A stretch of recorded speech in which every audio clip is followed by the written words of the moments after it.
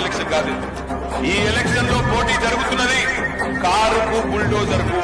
ఈ పోటీలో తీర్పు చెప్పాల్సింది మీరు. మీరే జడ్జిలు, మీరే న్యాయ నిర్ణేతలు. ఎవరి పరిపాలన సరికుండే 10 ఏళ్ల కేసీఆర్ పరిపాలన బాగుండేనా, 2 ఏళ్ల కాంగ్రెస్ పరిపాలన బాగుందా? గట్టిగా చెప్పారు కదా, పరిపాలన ఎవరిది బాగుందో జడ్జిమెంట్. 10 ఏళ్ల కేసీఆర్ పరిపాలన బాగుండేనా, లేదంటే 2 ఏళ్ల కాంగ్రెస్ పరిపాలన బాగుండేనా? గట్టిగా జడ్జిమెంట్ ఇస్తే హిస్టరీ రికార్డ్, జూబ్లీ హిల్స్ హిస్టరీలోనే అత్యధిక మెజార్టీని ఇచ్చి విత్ లోయెస్ట్ ఓట్ షేర్తో కూడా ఇచ్చేసారు కదా. ఎందుకంటే మా ప్రజలకు తెలుసు రేవంత్ అన్న వాళ్ళకి ఏమి ఇస్తుండు, ఆడబిడ్డలకు ఫ్రీ బస్ ఇస్తుండు, రైతులకు రుణమాఫీ చేసిండు, వాళ్ళకు రైతు భరోసా ఇస్తుండు, నిరుద్యోగులకు ఉద్యోగాలు ఇస్తుండు, లక్షల కోట్ల ఇన్వెస్ట్మెంట్స్ తీసుకొస్తుండు.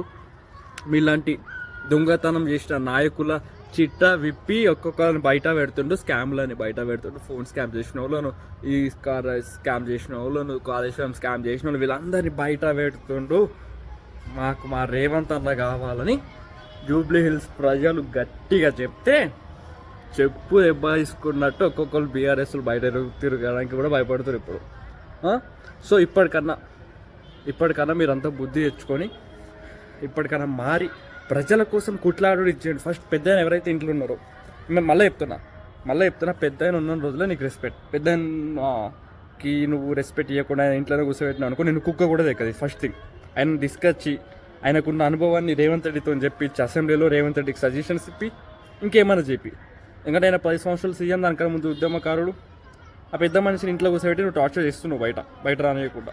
ఇప్పటికైనా పెద్ద మనిషిని తీసుకొచ్చి చెప్పు, పెద్ద మనిషి కూడా చెప్పు, కాంగ్రెస్ పార్టీయే కావాలన్నారు, ఇంకొక 15 సంవత్సరాలు 20 సంవత్సరాలు కాంగ్రెస్ పార్టీనే ప్రజలు ఎన్నుకుంటారని కూడా చెప్పు, గట్టిగా చెప్పు.